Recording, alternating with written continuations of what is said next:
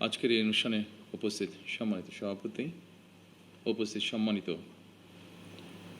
স্বরাষ্ট্রমন্ত্রী, সম্মানিত প্রতিরক্ষা উপদেষ্টা, সম্মানিত সেনাবাহিনী, নৌবাহিনী এবং বিমান বাহিনীর প্রধানগণ, সেনাবাহিনীর ঊর্ধ্বতন কর্মকর্তাগণ,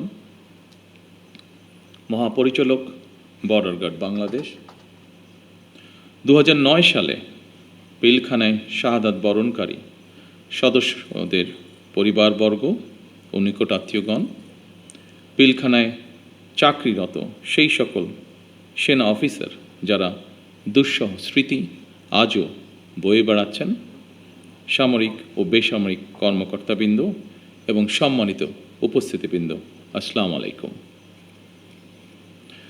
মাহে রমজানের এই পড়ন্ত বিকেলে আমি শ্রদ্ধার সাথে স্মরণ করছি মহান মুক্তিযুদ্ধের বীর শহীদদের, 90-এর গণ আন্দোলন এবং 24-এর গণ অভ্যুত্থানে শাহাদাত বরণকারী সকল ছাত্র জনতাকে। গভীর শ্রদ্ধার সাথে স্মরণ করছি 2009 সালের 25 এবং 26শে ফেব্রুয়ারি পিলখানায় সংগঠিত বর্বরোচিত হত্যাকাণ্ডে শাহাদাত বরণকারী 57 জন দেশপ্রেমিক সেনা কর্মকর্তা সহ 74 জন বীর শহীদকে। আমি তাদের আত্মার মাগফিরাত কামনা করছি এবং শোক সন্তপ্ত পরিবার বর্গের সদস্যদের প্রতি জানাই গভীর সমবেদনা। আজ 25শে ফেব্রুয়ারি জাতির ইতিহাসে এক রক্তাক্ত এবং বেদনা বিধুর দিন। এ দিনটি এলে প্রকৃতি যেন আবার স্মৃতি ও শোকের ভারে নীরব হয়ে যায়। বাতাসে ভেসে আসে সেই বিভীষিকাময় মুহূর্তের আর্তনাদ। আমাদের হৃদয় গভীর বেদনায় ভারাক্রান্ত হয়ে ওঠে।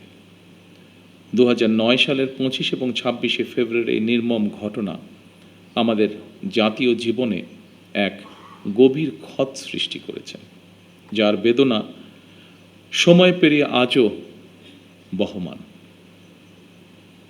দীর্ঘ 17 বছর পরে শহীদদের স্মৃতি বিজড়িত এই প্রাঙ্গণে আজ আমার কণ্ঠ কিছুটা স্বাভাবিকভাবে ভারী হয়ে উঠছে। আমি কেবল একজন জনপ্রতিনিধি হিসাবে নয়, একজন সেনা পরিবারের সদস্য হিসাবে, একজন সহযোদ্ধার সন্তানের মতন আপনাদের সামনে, আপনাদের সাথে আজকে উপস্থিত হয়েছে। 2009 সালে সেই বিভীষিকাময় ঘটনায় 57 জন মেধাবী ও দেশপ্রেমিক সেনা কর্মকর্তা সহ মোট 74টি প্রাণ ঝরে গিয়েছিল। প্রতিটি নাম একটি পরিবারের আলো নিভে যাবার গল্প, প্রিয়জন হারানোর বেদনা বিধুর অধ্যায়, একটি সন্তানের পিতৃহীন হওয়ার ইতিহাস, একটি স্বপ্নের অসমাপ্ত মহাকাব্য। আমি দেশে প্রত্যাবর্তনের পরপরই বনানী সামরিক কবরস্থানে গিয়ে শহীদ সেনা কর্মকর্তাদের কবরের পাশে দাঁড়িয়ে উপলব্ধি করেছি গত 17 বছরে আপনাদের দুর্বিষহ সংগ্রাম, অপরিসীম ত্যাগ আর দাঁড়ে দাঁড়ে ঘুরে বিচার না পাওয়ার নিদারুণ যন্ত্রণা। সম্মানিত উপস্থিতিবৃন্দ, আমি বিশ্বাস করি পিলখানার ঘটনাকে রাষ্ট্রীয় মর্যাদায় স্মরণ করা আমাদের জাতীয় দায়িত্ব। 25 ও 26শে ফেব্রুয়ারি ঘটনাকে ইতিহাসে রাষ্ট্রীয় মর্যাদা না দিলে ভবিষ্যৎ প্রজন্ম আমাদেরকে হয়তো ক্ষমা করবে না। তাই সেনাবাহিনীও আপনাদের সঙ্গে আলোচনা করে 25 এবং 26শে ফেব্রুয়ারি স্মৃতিকে অম্লান করে রাখতে বর্তমান সরকার ইনশাল্লাহ কাজ করবে। আমাদের সীমান্তরক্ষী বাহিনী শিকড় আমাদের স্বাধীনতার ইতিহাসে প্রথিত। 1971 সালের যেদিন চট্টগ্রামের কালুরঘাট বেতার কেন্দ্র থেকে শহীদ রাষ্ট্রপতি জিয়াউর রহমান স্বাধীনতার ঘোষণা দিয়েছিলেন, সেদিন সেনাবাহিনীর সাথে তদানীন্তন ইপিআরের সদস্যবৃন্দ বেতার কেন্দ্রের দায়িত্বে নিয়োজিত এক থেকে গৌরবময় ইতিহাসের সাক্ষী হয়েছেন এবং মহান মুক্তিযুদ্ধের সূচনা লগ্ন থেকে সেনাবাহিনীর সাথে অবিস্মরণীয় অবদান রেখে চলেছেন। পরবর্তীকালে শহীদ রাষ্ট্রপতি জিয়াউর রহমান সীমান্তরক্ষী বাহিনীকে সুসংহত করতে বিশেষ গুরুত্ব আরোপ করে অবকাঠামোগত উন্নয়ন এবং প্রয়োজনীয় সংস্কার কাজ করেন। সেনাবাহিনী থেকে যোগ্য ও মেধাবী অফিসারদের পেশনে প্রেরণের সংখ্যা বৃদ্ধি করা হয়। 1978 সালে এই বাহিনীর ইতিহাসে সবচেয়ে বড় ঘটনা হল সামরিক কায়দায় নতুন করে পুনর্গঠিত করা। পূর্বের উইংসমূহকে পরিবর্তন করে ব্যাটালিয়নে রূপান্তর করা হয়। দুটি নতুন ব্যাটালিয়ন সংযোজন করে বাহিনীর সংগঠনকেও পরিবর্ধিত করা হয়। দীর্ঘ সংগ্রামের পর আজ জনগণের রায় নির্বাচিত সরকার দেশ পরিচালনা করছে। দেশের প্রশ্নে আমরা সীমান্ত বাহিনীকে আরও আধুনিক ও সুসংহত করব ইনশাআল্লাহ। আমাদের সদস্যরা দেশপ্রেম ও পেশাগত উৎসর্গতায় সীমান্তে দায়িত্ব পালন করবে ইনশাআল্লাহ। বাংলাদেশের স্বাধীনতা যুদ্ধে এবং স্বাধীনতা পরবর্তী দেশ গঠনে সেনাবাহিনীর রয়েছে উজ্জ্বল ইতিহাস। সেনাবাহিনী আমাদের সার্বভৌমত্বের প্রতীক। আমি মনে করি পিলখানার এই মর্মান্তিক ঘটনা ছিল আমাদের সার্বভৌমত্বকে নস্যাৎ করার একটি অপপ্রয়াস। পিলখানার ঘটনার পরিক্রমায় আমাদের জাতীয় নিরাপত্তার কাঠামোর দুর্বলতা ফুটে উঠেছে। তাই বহির্বিশ্বের সাথে তাল মিলিয়ে আমাদের জাতীয় নিরাপত্তার কাঠামোকে আরও আধুনিক, সময় উপযোগী এবং শক্তিশালী করা প্রয়োজন অবশ্যই, এবং এ লক্ষ্যেই আমাদের সরকার কাজ করবে ইনশাআল্লাহ। একই সাথে শহীদ পরিবারের সদস্যদের কল্যাণে তাদের সন্তানদের শিক্ষা, চিকিৎসা ও পুনর্বাসনের জন্য দীর্ঘমেয়াদী সুরক্ষা ব্যবস্থা গড়ে তোলার প্রতিশ্রুতি আমরা এরই মধ্যে ব্যক্ত করেছি।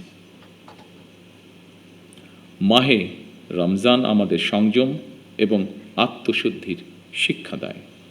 মহান আল্লাহর দরবারে প্রার্থনা করি তিনি যেন শহীদদের আত্মাকে শান্তিতে রাখেন, তাদের পরিবারকে ধৈর্য ও শক্তি দান করেন এবং আমাদের রাষ্ট্র প্রতিষ্ঠানসমূহকে ন্যায়, শৃঙ্খলা ও দায়িত্ববোধের পথে পরিচালিত করেন। পরিশেষে আজকের এই অনুষ্ঠানটি আয়োজন করার জন্য যারা অক্লান্ত পরিশ্রম করেছেন, এই অনুষ্ঠানটিকে সুন্দরভাবে উপস্থাপন করেছেন, তাদের সকলকে আমি আমার পক্ষ থেকে আন্তরিকভাবে ধন্যবাদ জানাই। আল্লাহ আমাদের দেশকে হেফাজত করুন। আল্লাহ হাফেজ। বাংলাদেশ জিন্দাবাদ।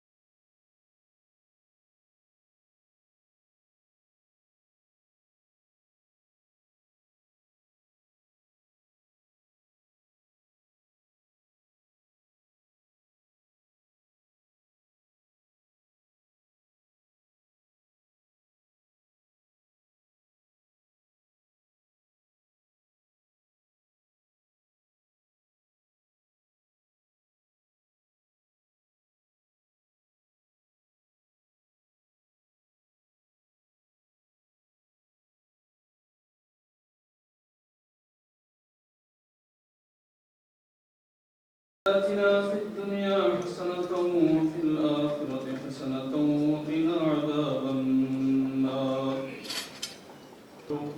উপস্থিত সকলকে নিয়ে আপনার মহান দরবারে হাত তুলেছি। আপনি আমাদের সিয়াম সাধনাকে কবুল করে নিন। 2000 জান্নাতুল ফিরদাউসের উচ্চ মাকাম দান করুন। পার্থিব জীবনে তাদের সকল প্রকার ভুল ত্রুটি ক্ষমা করে দান করুন আমিন। তাদের সকলকে প্রদান করুন। শহীদ পরিবারে যারা বেঁচে আছেন তাদের সবাই শহীদদের রূহ মুবারকের সব পৌঁছে দিন। তাদের সকলকে জান্নাতুল ফিরদাউস নসিব করুন। এবং তার সহধর্মিনী সাবেক প্রধানমন্ত্রী মরহুমা বেগম খালেদা জিয়াকে জান্নাত করুন। হে আল্লাহ, আমাদের এই বাহিনী ও দেশের জাত থেকে এই দেশ ও জাতিকে হেফাজত করুন। রব্বানি وتب علينا إنك أنت التواب الرحيم سبحان الحمد لله رب العالمين آمين السلام عليكم ورحمة